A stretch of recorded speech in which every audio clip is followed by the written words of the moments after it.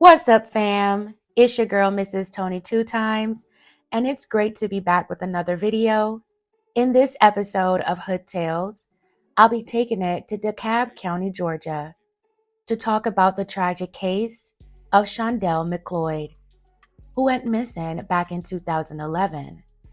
Over a decade after her case went cold, her obsessive ex-girlfriend, Joyce Marie Pelzer, became a suspect in Shandell's disappearance.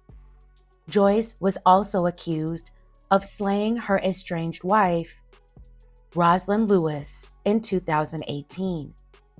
It's a lot to unpack in this case, so please be sure to watch until the end.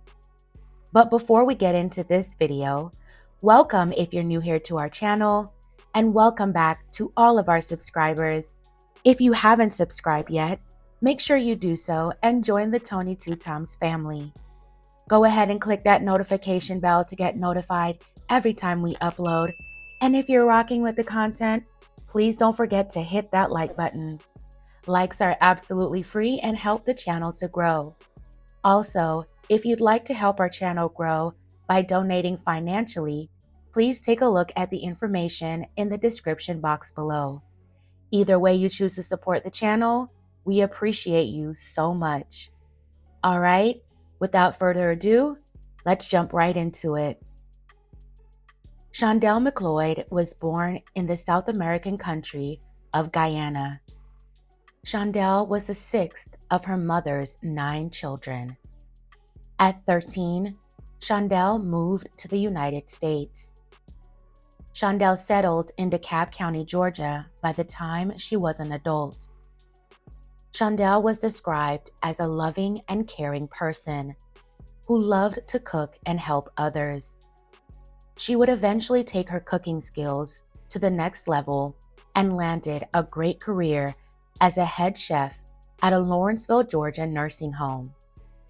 Shawndell loved her job and was looking forward to what life had to offer. 35-year-old Shawndell was adventurous and dared to try new things. While working at the nursing home, Shawndell became acquainted with one of the nursing home employees, Joyce Marie Pelzer. Shawndell and Joyce's relationship would develop into more than just a friendship. This was Shawndell's first romantic relationship with a woman. Shawndell expressed that she wanted to try out the lifestyle. Joyce, who was also 35 at the time, eventually moved in with Shawndell. In the first few years of the relationship, things were going really well in the beginning. But soon, Shawndell began to grow unhappy. In 2011, despite her relationship troubles, Shawndell was still doing really well at her job and bought a new house in Lithonia and a brand new car. Shawndell decided it was time to end her relationship with Joyce. But that didn't go over so well with Joyce, whose love for Shawndell had turned into an unhealthy obsession. Joyce reportedly told friends that she wasn't letting Shawndell go without a fight, and that Shawndell was hers. She had even threatened to take both their lives at the same time. Joyce began stalking Shawndell at the job and at her home. Joyce's unhinged tactics did not stop the breakup from happening. Shawndell ultimately moved on and started a relationship with a guy. Shawndell told her mother that she no longer wanted to date women and hoped to one day have children.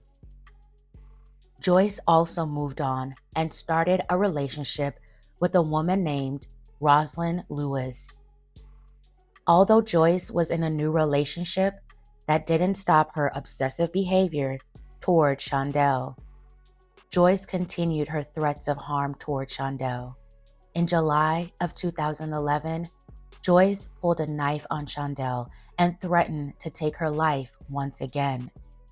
In August 2011, Shawndell had to call the police on Joyce because she was in her home without her permission and had taken all her furniture. Shandelle had already obtained a protection order against Joyce. Before police arrived to arrest her, she fled the scene. One of Shandelle's friends gave her a gun to protect herself. She would even ask her boyfriend to stay with her in fear that Joyce would return. Shandelle told friends and relatives that if anything ever happened to her, Joyce would be the one responsible. Shandelle did her best to not let the troubles with Joyce stop her from living her life. On September 24th, 2011, Shandelle was scheduled to go in for her usual 5 a.m. shift at the nursing home, and then after work, meet her mother for dinner. Strangely, Shandelle did not show up for work that day and missed dinner with her mother. It was unlike her to not go to work and not contact her mother if they had plans. Shandelle's 2011 Nissan Versa was also missing from her home in Lithonia. Shandelle's mother filed a missing person report. Days later, on September 29th, police found Shandelle's car in southeast Atlanta, but no sign of Shandelle. Her car was found damaged with tarp and a spare tire inside of it. The car also had mud on it and on the tires. They tracked down a man who was reportedly seen driving Shandelle's car. He was questioned by police, but it was determined he had nothing to do with her disappearance. Shandelle's ex, Joyce, was brought in for questioning also. With her and Shandelle's recent tumultuous history, she was their main person of interest. Joyce's alibi for September 24th, the day Shandelle went missing, and the day after, was that she was at her girlfriend Rosalyn's place and only went outside to walk the dogs. Detectives asked her about the following day on the 26th, and Joyce told them she was at work that day. But when investigators went to check her work alibi, her employer told them Joyce had not come into work on the 26th. Although Joyce's alibi was shaky, investigators did not have enough evidence to prove that Joyce had anything to do with Shandelle's disappearance. Shandelle's case remained open as a missing person case. Detectives who worked on the case and Shandelle's loved ones hoped that Shandelle's disappearance would have gotten more media coverage, but unfortunately, it was very minimal. Shandelle's case went cold after 7 years. Joyce and Rosalyn went on to get married. But in 2018, the case took a drastic turn. Joyce and Rosalyn's relationship hit a rough patch. Rosalyn wanted to end things. Joyce had started dating someone new. She was not named in the investigation, but for the sake of the story, we will call her Sherry. In August 2018, Sherry went to the police and told them that Joyce had confessed to her that she and her wife, Rosalyn, along with a hired hitman, was responsible for kidnapping and slaying Shandelle back in September 2011. She also revealed that they had planned it over 2 to 3 months. Sherry told officers that the alleged trio kidnapped Shandelle on her way to work that September 24th morning. They held her captive for days while they dug a hole for her body. Sherry would go back to the police months later and warn them that Joyce was going to end Rosalyn's life. 3 weeks after Sherry warned police of Joyce's threats, things took an even more tragic turn. Rosalyn Lewis had filed for divorce from Joyce. On December 10, 2018, Rosalyn was found stabbed more than 30 times in a Motel 6 in Conyers, Georgia.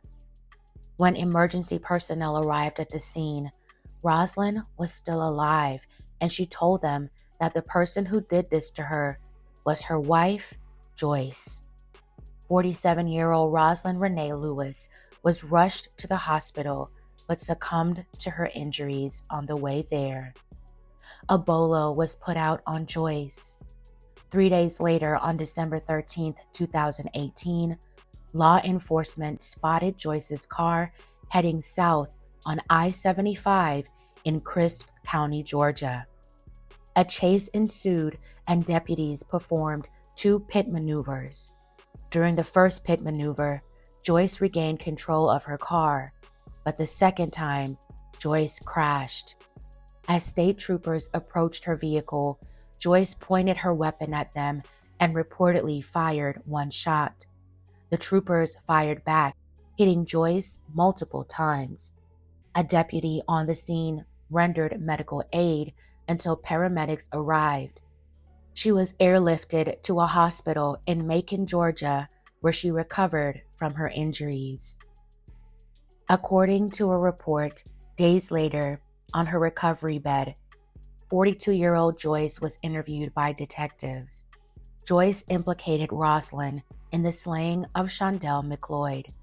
Joyce said Rosalyn was the mastermind who wanted Shandelle gone. Joyce went on to tell police that the hole they dug where they put Shandelle's body was somewhere on Arabia Mountain, a popular hiking location near Atlanta. Police searched Arabia Mountain, but Shandelle's body was never found. In January 2021, Joyce Marie Lewis Pelzer pleaded guilty to malice hit, felony hit, and aggravated assault for the slaying of her wife, Rosalyn Lewis. She was sentenced to life with the possibility of parole. It would take close to 3 years for Joyce to stand trial in Shawndell McLeod's disappearance and slaying. And this time, Joyce decided to be tried by a jury. On December 1st, 2023, now 47 years old, Joyce was convicted of felony and malice hit in connection to Shandelle's slaying. She was immediately sentenced to life without the possibility of parole. Shandelle's case was finally closed. May Shandelle McLeod's soul rest in peace. My thoughts and well wishes go out to her family, especially her mother, who held out hope for Shandelle's case to be solved. It's still incredibly sad since her body was never found. Joyce pointed the finger at her wife Rosalyn, but I believe it was Joyce's plan to end Shandelle's life, and Rosalyn went along with it to please Joyce, if that is the case. Rosalyn also brutally lost her life at the hands of Joyce. My condolences to her family. Despite hearsay, there's no evidence that says for sure Rosalyn was the mastermind. The supposed hired hitman was never identified in court documents. Detectives suggested that there was no way Joyce kidnapped and ended Shandelle's life on her own. They believed she definitely had help. Joyce's girlfriend, who went to the police, was really brave. Joyce could have potentially ended her life. Because she went to police with Joyce's confession, police were able to tie loose ends and bring the person they knew was responsible to justice. Shandelle's family and friends always thought that Joyce had something to do with her disappearance. Joyce had a history of DV cases against her and had threatened Shandelle's life on multiple occasions.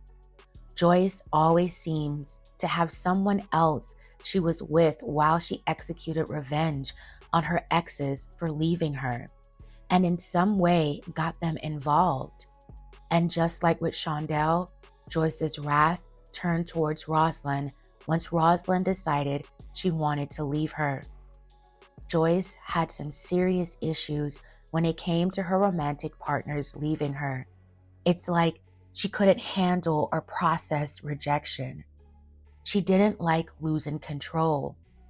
Most people believe that someone like Joyce would have to have no emotions in order to take the lives of women she claimed to love. But in actuality, She has severe emotional issues. Most, if not all, people who cannot handle rejection or being rejected are very emotional. Now, Joyce will spend the rest of her natural life in prison. Fam, let's keep the discussion going and tell me your thoughts on this in the comments below. All right, fam, that's it for this episode of Hood Tales. Thank you all so much for watching. Please don't forget to like, share, and subscribe. This is your girl, Mrs. Tony 2 Times, and I'm out.